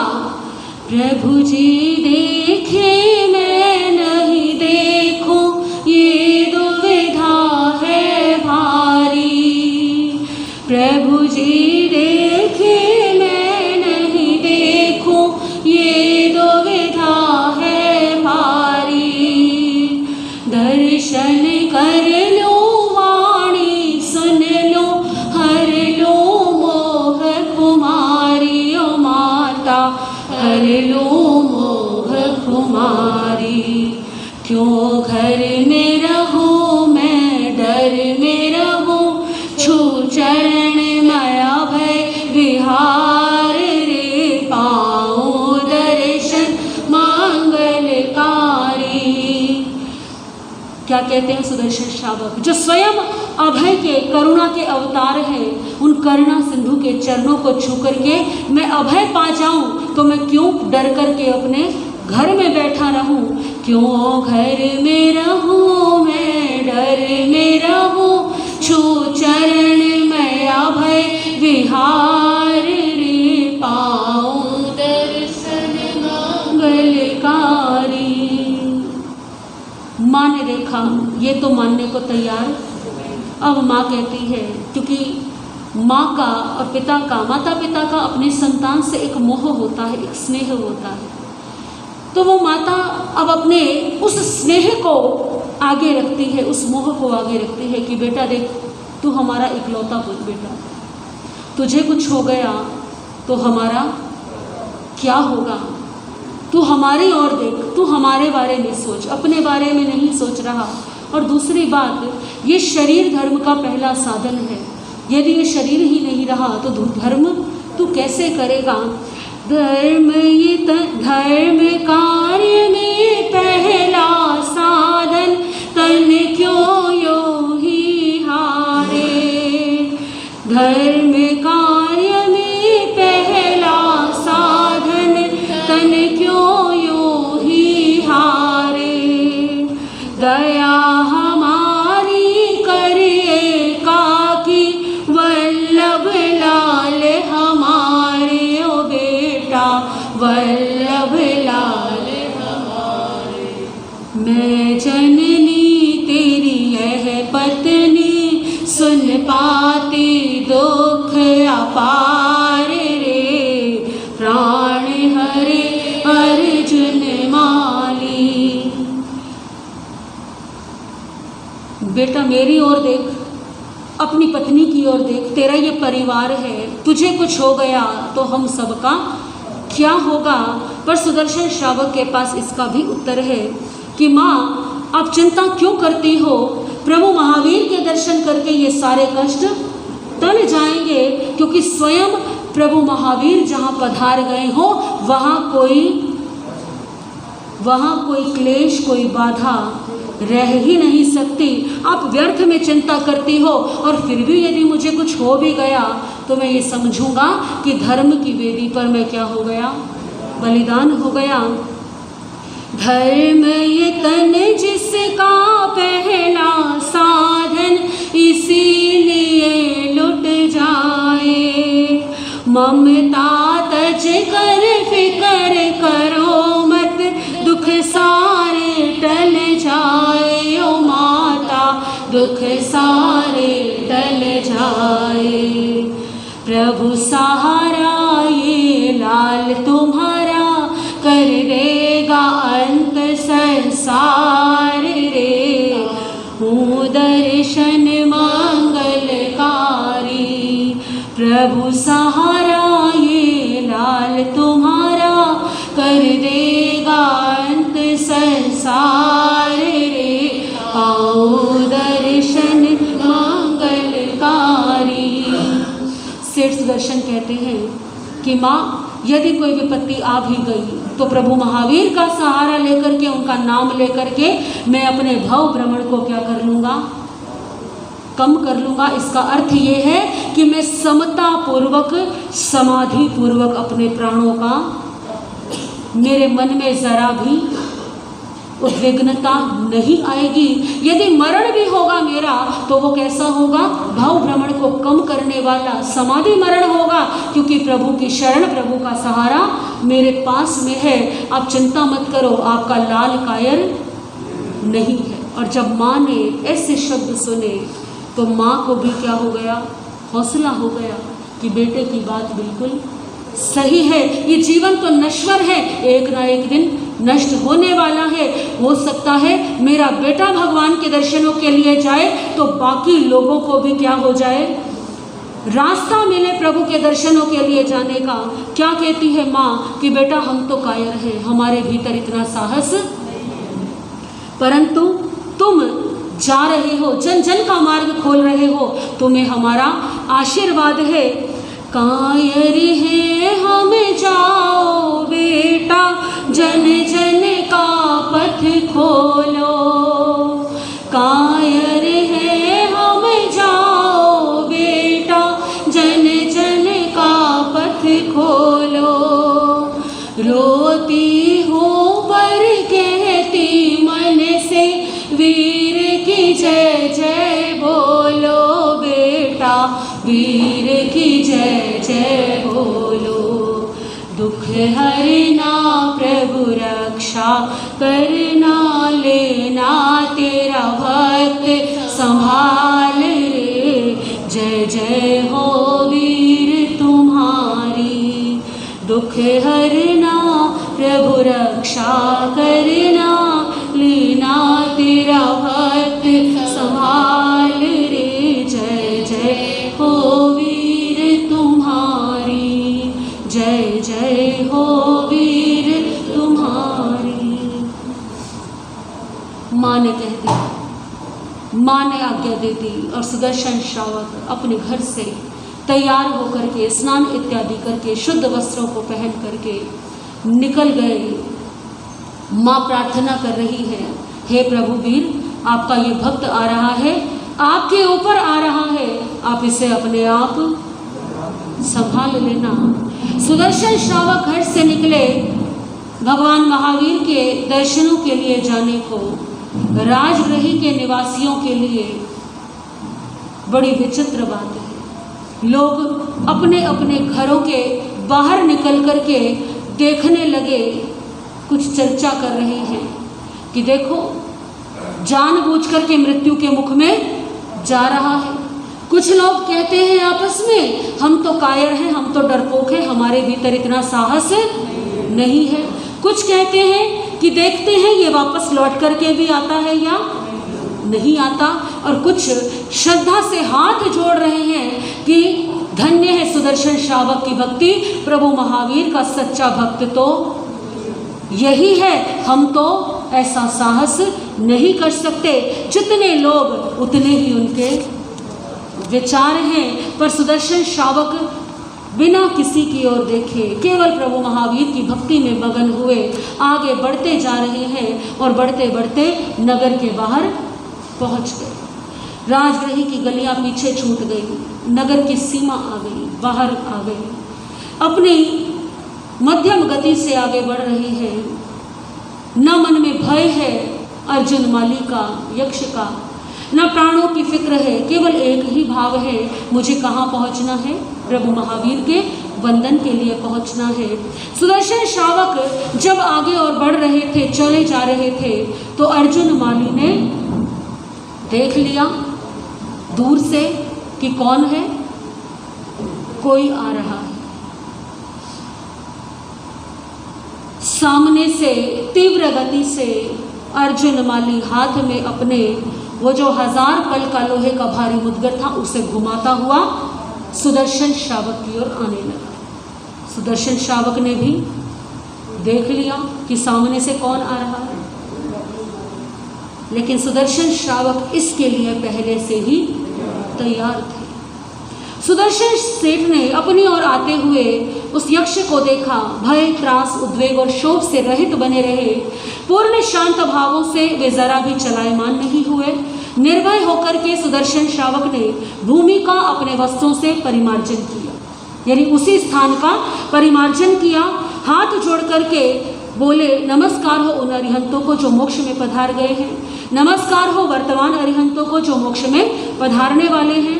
पहले मैंने भगवान महावीर के निकट स्थूल प्राणातिपात जीवन पर्यंत के लिए पचका था, यानी कि मैंने श्रावक के व्रत अंगीकार किए थे, अणुव्रत धारण किए थे, जीवन पर्यंत के लिए संपत्ति की भी मर्यादा की थी। अब उन्हीं प्रभु की साक्षी से मैं सर्व प्राणातिपात का त्याग जीवन पर्यंत के लिए करता हूँ। इसी प्रकार मृषावाद आदि 18 पापों का त्याग जीवन भर के लिए करता हूँ।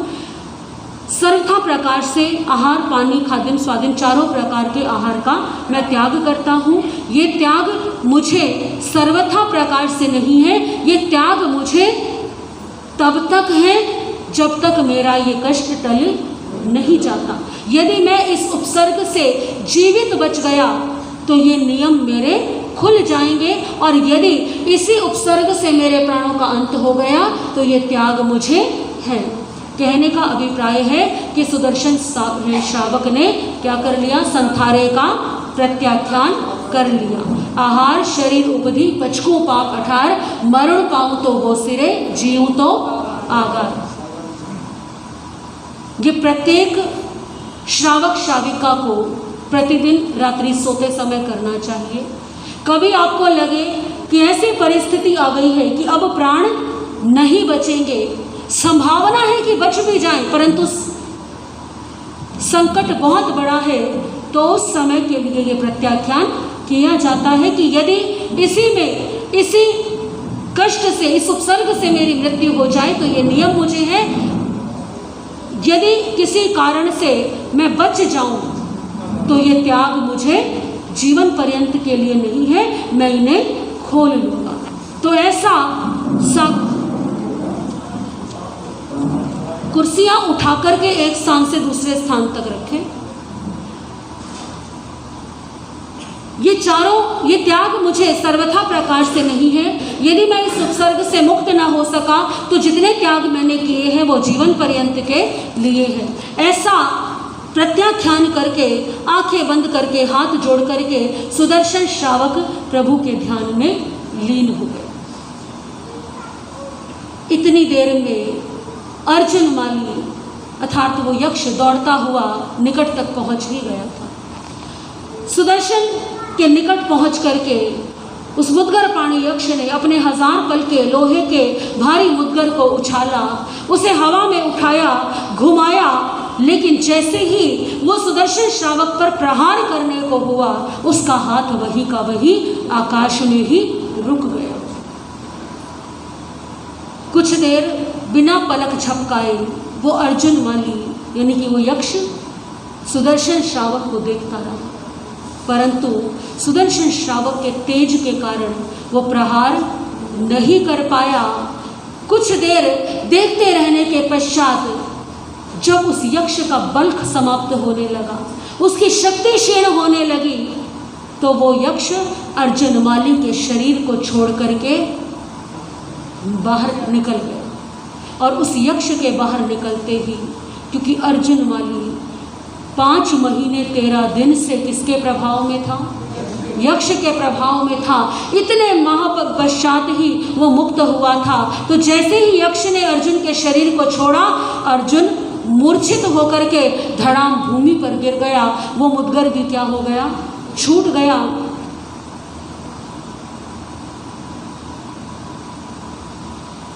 गिरने की ध्वनि सुनी सुदर्शन श्रावक ने, समझ गए सुदर्शन श्रावक कि उपसर्ग क्या हुआ है, टल गया है। ध्यान को खोला, ध्यान खोल करके अपनी प्रतिज्ञा को पारा, अपने जो सागारी संथारे का प्रत्याख्यान किया था उसका प्रत्याख्यान को पूर्ण किया। कुछ समय के पश्चात इतनी ही देर में अर्जुन माली को भी क्या हो गया? जागृति आ गई, होश आ गया। अब अर्जुन माली मुक्त हो चुका है, अपनी सहज अवस्था में आ चुका है। तो अर्जुन माली पूछने लगा सुदर्शन श्रावक से, हे देवानुप्रिय आप कौन हैं? परीक्षा की घड़ी अब है कि सुदर्शन श्रावक अर्जुन माली से घृणा करते हैं या उनके प्रश्नों का उत्तर। क्योंकि अक्सर क्या होता है, धर्म करना सरल है, परंतु किसी निर्बल या किसी जिसने बहुत पाप किए हो उसके प्रति प्रेम भाव रखना बड़ा कठिन कार्य है। सुदर्शन श्रावक ने अर्जुन के प्रश्नों को सुना और बड़े प्रेम से उत्तर दिया कि मैं सुदर्शन नाम का श्रमणोपासक हूँ, प्रभु महावीर का भक्त हूँ। कहाँ जा रही हूँ? मैं भगवान महावीर के दर्शनों के लिए जा रहा हूँ। अर्जुन माली के मन में क्या चिंतन चला होगा? स्मरण आया होगा कि ना मेरा अब घर है, ना मेरा परिवार है, ना इस संसार मेरा कोई संबंध अब बचा है। क्या करूं? कहाँ जाऊं? मन में आया कि जहां ये जा रहे हैं क्यों ना मैं भी। ये कह रहे हैं कि श्रवण भगवान महावीर मेरे गुरु हैं, मेरे आराध्य हैं, मेरे प्रभु हैं। क्या पता मेरा भी वहां जाकर के उद्धार हो जाए, मेरी भी समस्या का कोई समाधान हो जाए। और तो मैं अब कहाँ जाऊंगा, किसके पास जाऊंगा? अब तो मेरा कोई संसार में है ही नहीं। तो सुदर्शन श्रावक से कहने लगे, क्या आप मुझे भी अपने साथ ले जाएंगे? तो सुदर्शन श्रावक कहने लगे कि जैसा तुम्हें सुख हो, यदि उनके दर्शनों के लिए जाना चाहते हो तो मेरे साथ चलो। अर्जुन और सुदर्शन के बीच में ये जो वार्तालाप हुआ है, परिचय दिया होगा सुदर्शन श्रावक ने अर्जुन माली को प्रभु महावीर का। ऐसे ही अर्जुन के मन में भगवान के दर्शनों के भाव जागृत नहीं हुए। ये कोई संयोग नहीं है। सुदर्शन श्रावक ने, देखिए, स्वयं का जीवन तो है ही प्रभु के चरणों में समर्पित, परंतु एक ऐसा जीव जिसका जीवन दिशा विहीन हो चुका है। यदि वो संसार में गया तो अब उसके लिए संसार के सारे मार्ग बंद हो चुके हैं। कहाँ जाएगा वो? किसके पास जाएगा? कहाँ रहेगा? क्या नगर के निवासी उसे अपनाएंगे? सुदर्शन श्रावक ने एक दिशा विहीन जीवन को दिशा देने का कार्य किया है। धन्य है वो पुण्यात्मा सुदर्शन श्रावक जिन्होंने अर्जुन को राह दिखाई प्रभु महावीर के पास जाने की। यदि अर्जुन को राह न दिखाते सुदर्शन श्रावक तो अर्जुन माली कभी भी प्रभु महावीर के पास कैसे पहुंच पाते? वो मार्ग मिलता ही नहीं। अर्जुन ने प्रश्न किया होगा सुदर्शन श्रावक से कि आपके सम्मुख आकर के मेरा ही कष्ट क्या हो गया, दूर हो गया, तो आपके प्रभु तो कैसे होंगे? जब आपके अंदर इतना तेज है कि मैं यक्ष से मुक्त हो गया, तो आपके प्रभु के पास जाने पर तो मेरे जीवन का उद्धार हो ही जाएगा। परिचय पूछता है अर्जुन, और सुदर्शन अपना परिचय कैसे देते हैं? अर्जुन कहते हैं, ठहरे नाप के सम्मुखया दुनिया भर की निर्ममताएं। ठहरे नाप के सम्मुखया दुनिया भर की निर्ममताएं। हैं आप कौन है श्रेष्ठ पुरुष, कुछ अपना परिचय फरमाए। हैं आप कौन है श्रेष्ठ पुरुष, कुछ अपना परिचय फरमाए। सुदर्शन श्रावक कहते हैं कि निर्ममता का उपचार एक ही है, दया और करुणा। अभय के द्वारा ही भय का उपचार किया जा सकता है। निर्ममता का उपचार अभय, शय नहीं इसमें रति भर। मेरा बस इतना है परिचय, प्रभु महावीर का हूँ अनुचय। मैं प्रभु महावीर का दास हूँ, बस इतना ही मेरा परिचय है। कौन है वह प्रभु महावीर? वो क्या करते हैं? इस संवाद में पहली पंक्ति जो है वो अर्जुन का प्रश्न है और दो पंक्तियां जो है वो सुदर्शन के उत्तर है। आप इसको स्वयं से समझिएगा। प्रभु महावीर है कौन कहा और कौन किया, क्या करते हैं मेरे प्रभु के चरणों में आ, दुखियों के भाव सबकी बिगड़ी को बनाते हैं, वे सबसे सच्चे जादूगर। मेरा बस इतना है परिचय, प्रभु महावीर का हो अनुचर। जब आप ही इतने अच्छे हैं तो आपके प्रभु कैसे होंगे। वे चांदनी जैसे शीतल है और उज्ज्वल रवि किरणों जैसे। पतितों की मलिनता धोने में गंगा जल से ज्यादा उर्वर। मेरा बस इतना है परिचय, प्रभु महावीर का हो अनुचर। अर्जुन माली जब सुनते हैं कि वो इतने पवित्र, इतने पावन, इतने शीतल हैं, तो अपनी ओर देख करके अर्जुन माली जरा संशय में आ जाते हैं कि मैं इतना पापी, मुझे तो वो कहाँ दर्शन देंगे, कहाँ मेरे से बात करेंगे। और आत्मग्लानि के भावों में भरे हुए अर्जुन क्या सोचते हैं, धरती के किसी भी कोने में कण मात्र जगह ना पाऊंगा। मैं पतितों से भी महापतित पापी हूँ, नरक में जाऊंगा। कैसे होगा उद्धार मेरा, मैं पाप से पूरा गया हूँ भर। कैसे होगा उद्धार मेरा, मैं पाप से पूरा गया हूँ भर। सुदर्शन श्रावक सांत्वना देते, समझाते हैं कि ऐसा नहीं है। प्रभु महावीर के मन में न पापी से घृणा है और न पुण्यशाली से राग है, प्रेम है। वो सबके लिए एक जैसे है। जिसका कोई सहारा नहीं, जिसकी कोई शरण नहीं, उसको भी प्रभु महावीर हृदय से लगा लेते हैं, उसको भी अपने चरणों में जगह देते हैं। तुम उनके पास चलो, वे तुम्हारे सारे पापों को नष्ट करा देंगे। पूरी धरती पर जगह जिसे कण मात्र नहीं मिल पाती है, उसके लिए प्रभु चरणों में खुशियों की धरा खिल जाती है। वे तुमको पार उतारेंगे, छोटा कर देंगे भव सागर। वे तुमको पार उतारेंगे, छोटा कर देंगे भव सागर। अर्जुन कहता है कि मैं उनके योग्य तो नहीं हूँ, परंतु फिर भी मेरा मन कहता है, और आप इतना कहते हैं तो मैं आपके साथ चलने को तैयार हूँ। आप बड़े एहसान होगा आपका मुझ पर, आप बहुत बड़ा हृदय है आपका, आप मुझे अपने साथ लेकर के जा रहे हैं।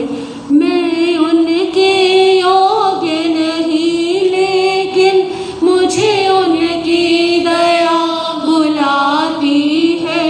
प्रभु चरणों में ले चलो अभी, हर सांस ये कहती जाती है आप बड़े दिल के मालिक, एहसान बड़ा होगा मुझ पर है। आप बड़े दिल के मालिक, एहसान बड़ा होगा मुझ पर।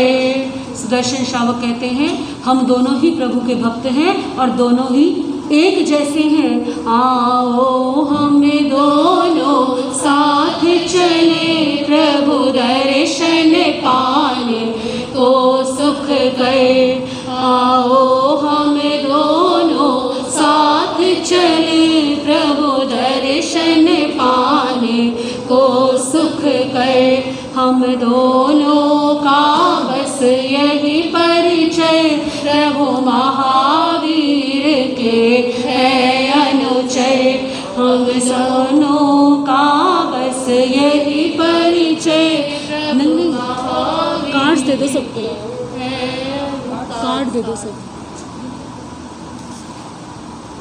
बोलिए भगवान महावीर स्वामी की।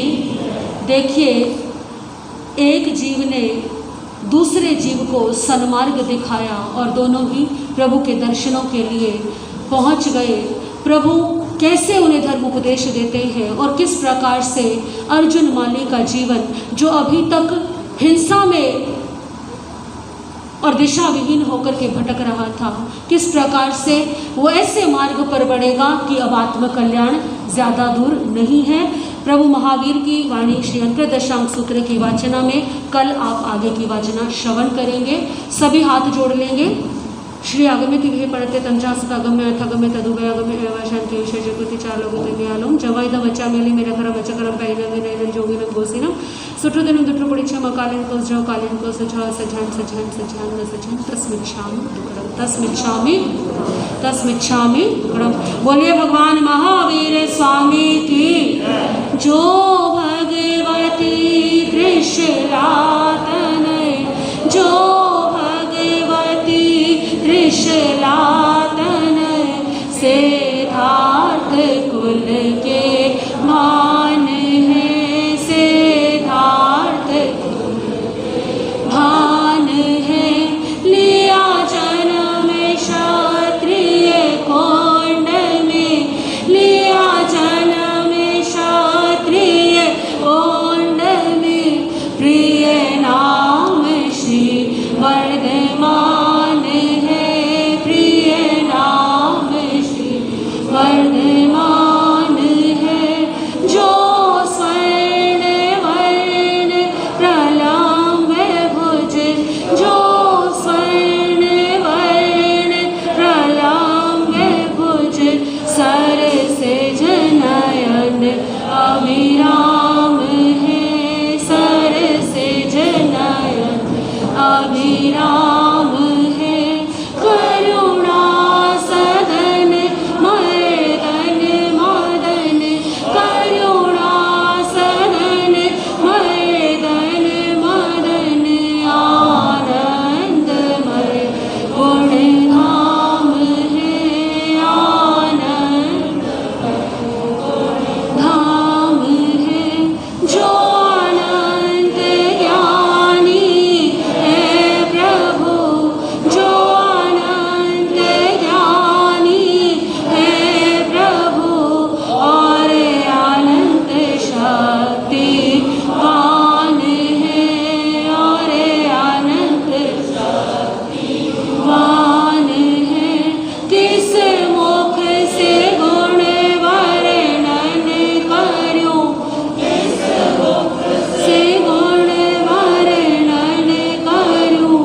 मेरी तो एक ज़बान है, मेरी तो एक ज़बान है। योगेंद्र मुनि चिंतन निरत, योगेंद्र मुनि चिंतन निरत। जिनको किया तो याम है, जिनको किया तो याम है। उन वर्धमान जिनेश को, उन महावीर जिनेश को मेरा सदा प्रणाम है, मेरा सदा प्रणाम है, मेरा सदा प्रणाम है। बोलिए भगवान महावीर स्वामी की। बोलिए भगवान महावीर स्वामी की। आर्य श्री सुधर्मा स्वामी की, आर्य श्री जम्बू स्वामी की। देखिए कितना सुंदर दृश्य है। आज पर्युषण महापर्व का 5वां दिन है और कल्प सूत्र की वाचना के अनुसार आज शासनपति वर्तमान अवसर्पिणी काल के 24वें तीर्थंकर, जिनके शासन काल में हम धर्म आराधना कर रहे हैं, जिन वाणी और आगम जिनकी देन है, जिनके धर्म शासन में हम अपने कर्मों की निर्जरा कर रहे हैं, उन प्रभु महावीर का आज पावन मंगलकारी जन्मोत्सव यहाँ इस सभा में मनाया जाएगा। और देखिए जगह क्या हो रही है, कम पड़ रही है। ये प्रभु महावीर का ये पुण्य है, ये उनका नाम का प्रभाव है, ये उनकी महिमा है। प्रभु महावीर का जन्मोत्सव प्रारंभ करेंगे। प्रत्याख्यान बाद में कर लेंगे। गुरुना जी आपसे पूछ रही, प्रत्याख्यान बाद में करवाना, पालना व्यवस्था करें। बहनें थोड़ा थोड़ा पीछे हो जाएं तो आप करवाओ, व्यवस्था करवाओ। मधु जी आ जाओ, एक दो बहनें आगे आ जाएं, थोड़ा सा व्यवस्था कराएं। हाँ हाँ मीना सुरेंद्र जैन और मीना जैन अशोका मंडे को उनकी परिभावना अभी बाद में लिखवा देना एक बार मेरे को, अभी के बीच में आप नमो अरिहंताणं नमो सेठाणं नमो अरियाणं नमो 18 की सुरेंद्र जैन मीना जैन अशोका पार्क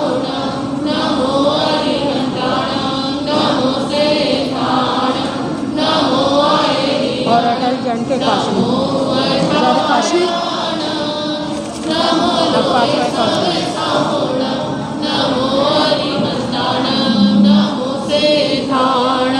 नमो अरियाणं नमो वच्छायाणं नमो लोहे सब साहोणं नमो अरिहंताणं नमो सेठाणं नमो अरियाणं नमो वच्छायाणं नमो लोहे सब साहोणं नमो अरिहंताणं नमो सेठाणं नमो अरियाणं नमो वच्छायाणं नमो लोहे सब साहोणं मैसो पंच नमोकारो मंगलाणं च सवेसिं परमं वै मंगलं मंगलाणं च सवेसिं परमं वै मंगलम्। सभी श्रद्धा और भक्ति के साथ कल्प सूत्र की वाचना सुनेंगे। कल्प सूत्र की वाचना लगभग 10 मिनट के लिए होगी। उसके पश्चात मंगल गीत इत्यादि गाए जाएंगे, प्रभु महावीर का पालना चलाया जाएगा। तो सभी हाथ जोड़ करके श्रद्धा भक्ति से कल्प सूत्र की वाचना में भगवान महावीर के जन्म का वर्णन श्रवण करें। नाम क्या है इसका? भाविक।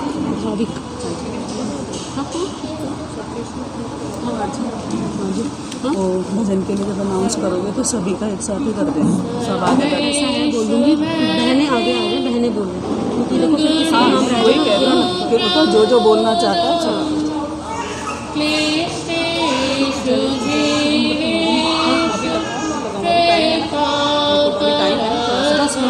10 मिनट बाद है।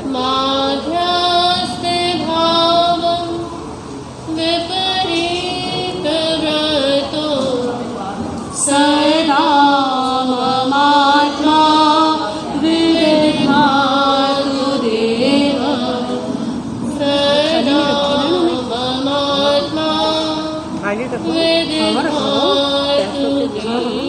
संजय को बोलो, संजय को बोलो।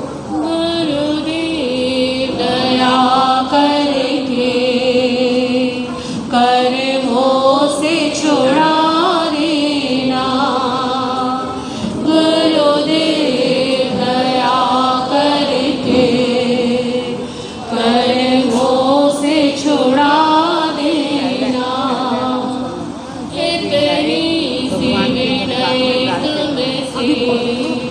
तुमसे चरणों में जगा देना, इतनी सी विनय तुमसे चरणों में जगा देना।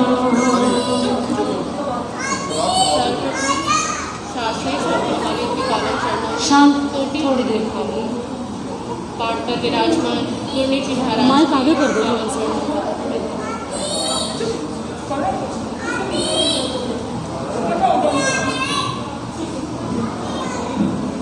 कल सूत्र के आज के वाचना में आप श्रवण करेंगे श्रवण भगवान महावीर का जन्म वर्णन।